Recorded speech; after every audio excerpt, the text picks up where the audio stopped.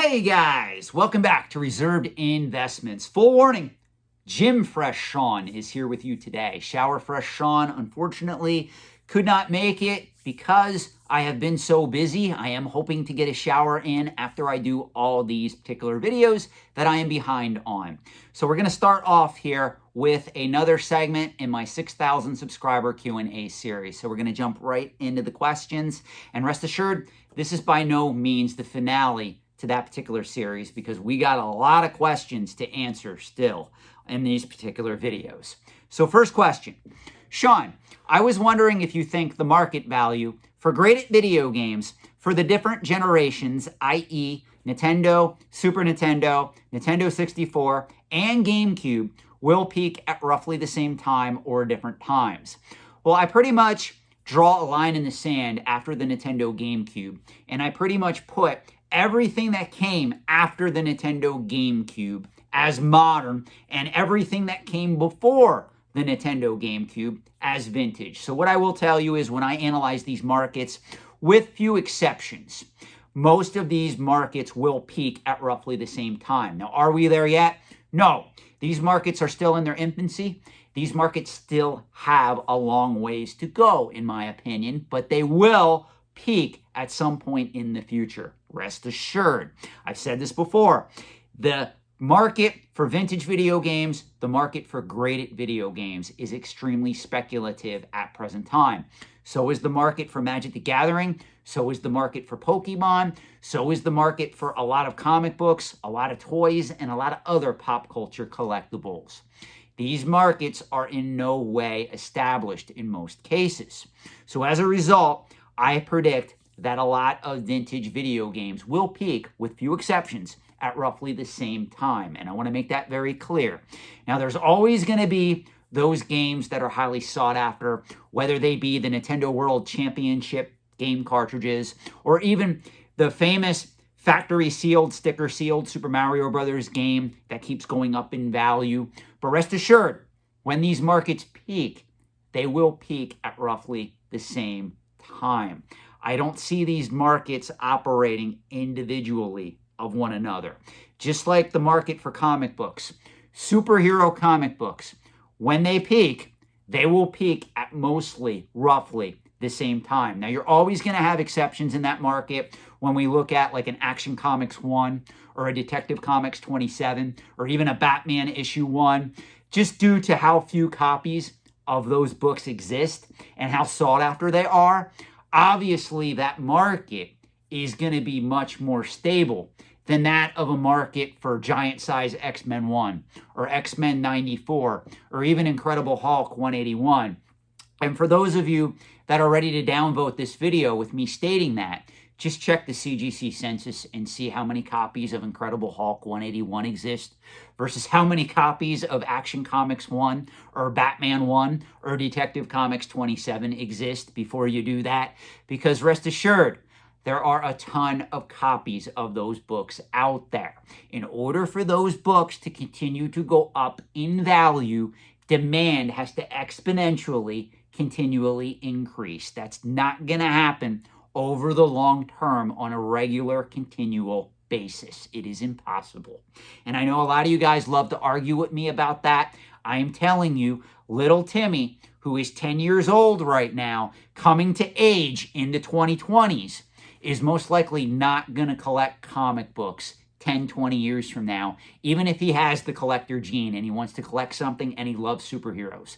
It's most likely not going to happen simply because there are very few comic book stores out there. If he goes to his local Barnes & Noble, his local Walmart stores, they're not stocking comic books like they were in the past. So as a result, his exposure to those types of collectibles is extremely low.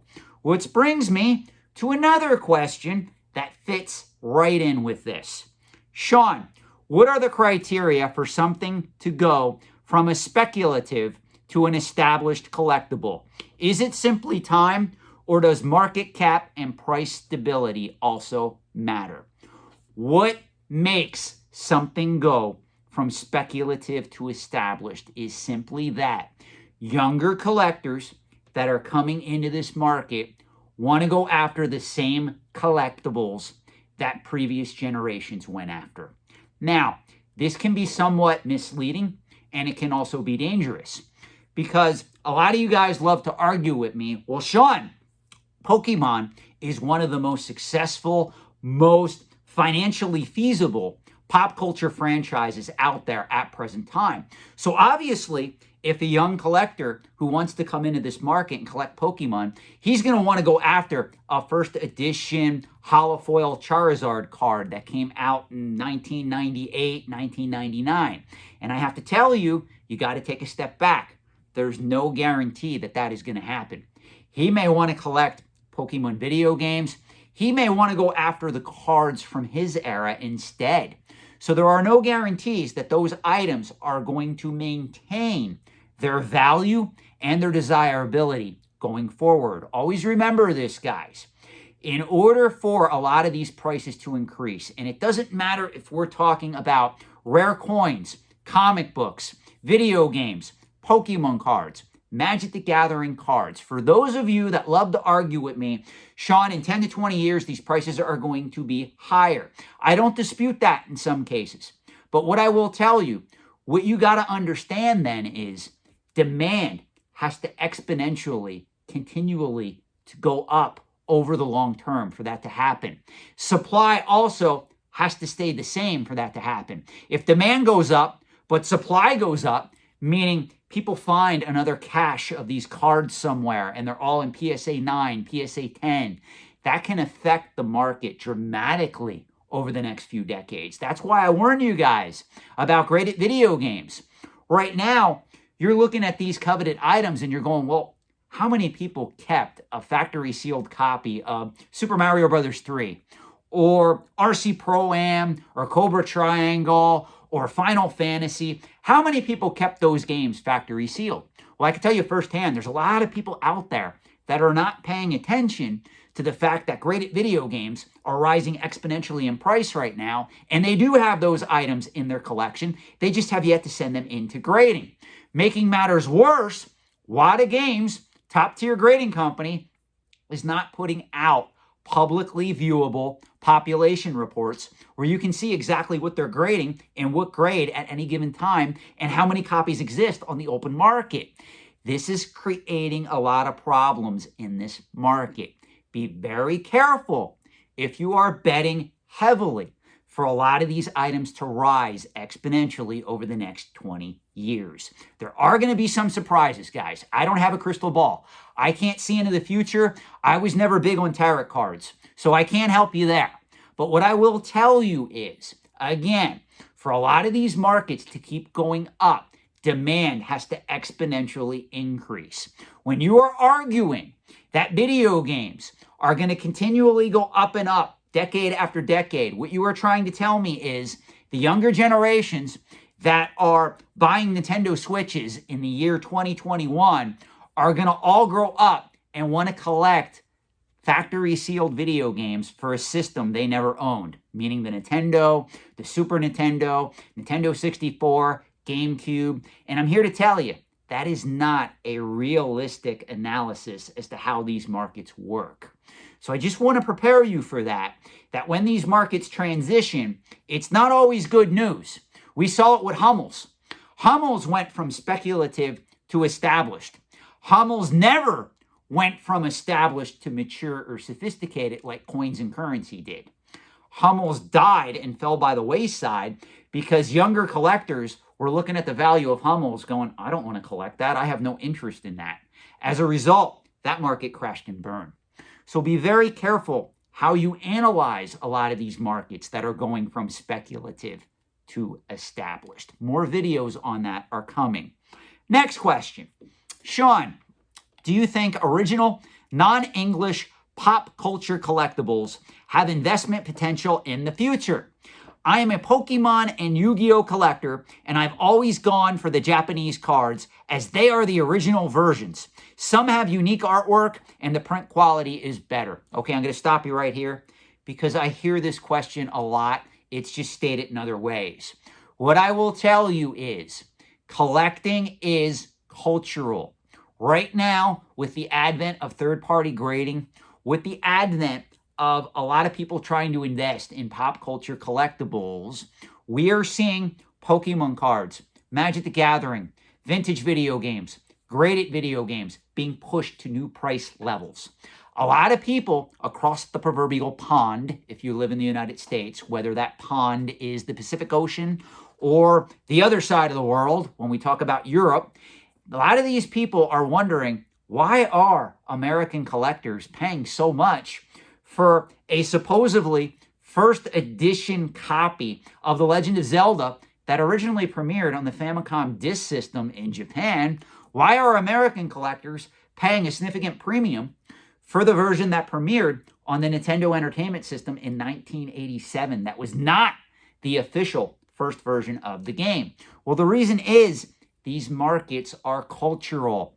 Third-party grading is predominantly an American thing. Even if we look at stamps, if we look at world coins, like collectors out there that collect coins from China or the Great Britain, those particular collectors did not latch on to third-party grading until they absolutely had to. NGC, PCGS, two prominent third-party grading companies in coins, did not make a foothold in the other countries, literally, until the last decade. Now, what does that mean? Well, if you watch any of my other videos or you know anything about third-party coin grading first originated in the United States in the 1980s. It literally took almost 25, 30 years for it to make a penetratable impact in other countries en masse. This is something that you need to understand. I understand that as a collector, you look at this and you state, you know what? Pokemon is a Japanese property. Nintendo is a Japanese property. As a result, shouldn't the Japanese versions be selling for a lot more than the American counterpoints? But what you need to understand is it's cultural. The reason why a lot of these collectibles are selling for significant sums right now isn't really due to organic collectability as much as you want to believe it is. It's due to market manipulation and greed. Who created third-party grading in the US when it comes to video games? Who made it a thing? Yes, VGA was first on the scene, but who really propelled it to new heights? It was the advent of WADA.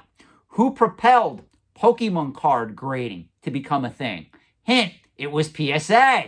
PSA had a vested interest to do that. And as a result, American collectors and the American market was ripe for that type of manipulation. Now, I'm not stating that no organic demand exists there. Yes, there is a lot of organic demand for Pokemon cards, Magic the Gathering cards, comic books, vintage toys, graded video games. But overall, it was much easier to manipulate those particular markets than trying to convince Japanese collectors that they need to invest in first edition Japanese Pokemon cards that are graded by an American company. Do you see the difference there? So that should answer your question in full. Next question. Sean, given we're about to enter a post-pandemic situation, it's hard to see how markets in general aren't going to pull back. Does that mean we should sell before everything gets back to normal or hold on to positions? It depends on the item in question. There's going to be certain items that sold for a significant sum in a lot of these speculative markets that's going to pull back, and you aren't going to see those particular type of gains ever again, at least in the foreseeable future. If you are operating in some of those markets, in some of those collectibles, your best bet would be sell into the hype. I've always said this. I have no problem selling my position of pop culture collectibles at any given time if I'm going to either double, triple, quadruple my money, or at least make more money than what I would have if I held on to those particular positions. So I am of the belief that if you have an opportunity to sell into the market and make money on these items, you should take it. You should take that money, put it into either traditional assets, or take some of it and put it back into the collectibles that you cherish. You can do both. If you want to put 50% in the traditional assets, meaning stocks, bonds, mutual funds, ETFs, real estate, and you want to take the other 50%, since you're playing with the house money, and you want to put it back into some of these pop culture-based collectibles, by all means, go and do it. But just to understand, in a lot of these cases, you should always be selling into the hype. What I will tell you is, you go on to ask, should it be seen as a buying opportunity, or should we be pessimistic that there'll be further declines in a lot of these pop culture items in the coming years? I can't really answer that because I don't have a crystal ball. And again, I don't like to do anything with tarot cards. It's just not my thing. So what I will tell you is, though, if you think the market still has room to move, it could be a buying opportunity, provided you buy right and you predict the items that younger generations or younger collectors are going to want to pursue. If you guess wrong, you're probably going to be holding a lot of unpopular inventory in the years to come. Think Lionel trains, Mark's toy playsets, Western collectibles. In the 1980s and the 1990s, they were popular collectibles to have. In the year 2021, not so much, guys. Next question. Hey, Sean, what is your view on Hamilton watches, 1930s to 1970s, as a collectible investment? Okay, I do like watches. What I will tell you is, though, I prefer Rolex and or Patek Philippe. I do like those particular watch brands the best. When it gets into Hamilton, when you get into some of the other watch brands, they are still popular, but they're not as popular as, obviously, Rolex and Patek Philippe. And I apologize if I'm saying that name wrong. Again, don't criticize me. I am by no means French, so I do apologize. I will state this, though. Watches overall are an established market in the trade, so you're not making a mistake by playing in that market. What I would encourage you to do is keep your hand on the pulse.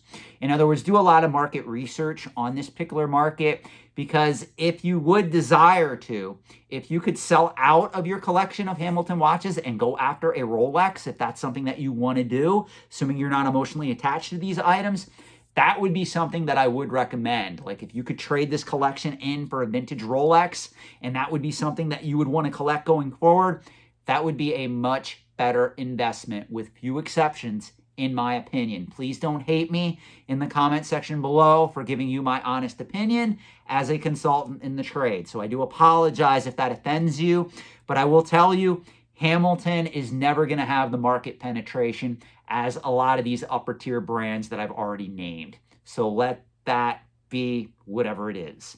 Next question. Hey, Sean, thanks for all the information you've given me over the last few months. Would you still recommend a Vanguard SP 500 index fund as a go-to long-term investment strategy? The answer is yes. It hasn't changed. It will never most likely change. Even if the market crashed tomorrow, I would tell you to still invest. If you have 10, 20 years to invest in that type of fund, I would tell you to invest in it, because it's going to most likely rebound and then go back up. You know, I've said this before. I've been investing in a fund like that and several others for almost, how old am I? I'm going to be 45. I started investing in mutual funds in my teenage years. So that should tell you how long I've been steadily investing in most of these mutual funds. And I went through the dot-com crash. I went through the 2008, 2009 historic great financial crisis.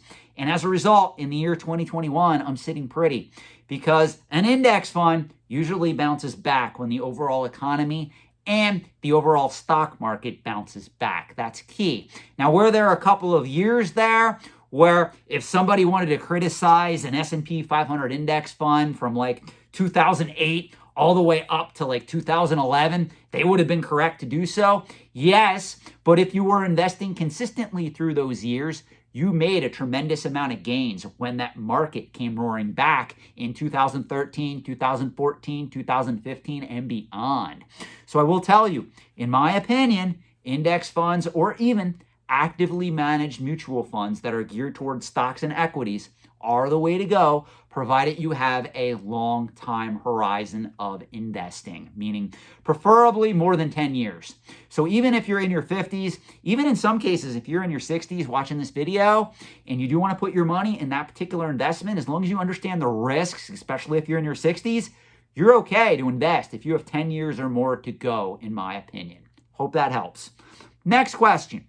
Sean, congrats and thanks for all the info you share. If you had to park $1,000 in collectibles or physical gold for an intermediate term, say 10 years or so, where would you put it currently? Also, if you have time, are there any key comic books specifically that you think have room to grow over the long term, or have they all apexed? Okay, let me answer your second question first. Yeah, I still believe that a lot of the core, truly scarce Marvel and DC keys from like the early 1960s, like from 1965 and earlier, some of them do still have room to run. I don't want to mislead you guys and tell you that they all peaked. That's not what I'm saying. What I am telling you, though, is you have to be cautious overall of the comic book marketplace from an investment standpoint, just due to how many investment gains were made and what prices have done over the past few years. That's where I caution people. But I do think even books like Amazing Fantasy 15, X-Men 1, some of those other core books, even lesser known books like Strange Tales 110, Strange Tales 115, even Tales of Suspense 39, which really isn't a lesser known book at present time, but still, those books still do have a little bit to run, I think, compared to some of your Bronze Age keys, Copper Age keys, and the like. I still think there is opportunity there, but it is starting to get a little bit scary when you look at modern day prices for that stuff. And if you paid roughly 50% of what a lot of those keys are selling for now in the year 2021, it sure is tempting to take the profit and say, you know what, I'm going to sell into the market and be done with it. This is insane. But I do think, yes, some of those books can still go a little higher. It's just going to take some time, and it's going to take more people wanting to come into that market, which I think could happen given with all the market manipulation and a lot of the market making that is happening in pop culture collectibles at today's time frame. Now, going back to your first question, if you had to park $1,000 in collectibles or physical gold for an intermediate term, say 10 years, where would you put it currently? You're going to hate this answer. Rare coins, rare currency, and or the stock market. Let me give you some other answers to this that you're also going to hate. Historical documents, collectible first edition books, and possible high-end established pieces of art. So there are the markets that I would use. If you wanted to argue with me a little bit and say, Sean, what about antique weapons? What about edged weapons, firearms? I would also agree to that as well. It's not one of my favorite markets to invest in. Overall, I would, again, probably go after stocks, equities, coins, and currency. But I do know some people do like antique firearms, and they are one of those markets that is continually showing price appreciation across the board. So I hope that answers your question. This concludes whatever part this is of the 6,000 subscriber Q&A. Once I upload this to YouTube, I will put the title or the part or the segment we're in the video description, and also the title. And I will tell you, there will be another entry into this series coming soon. Thanks, guys, and let me know your thoughts in the comment section below. Have a great night.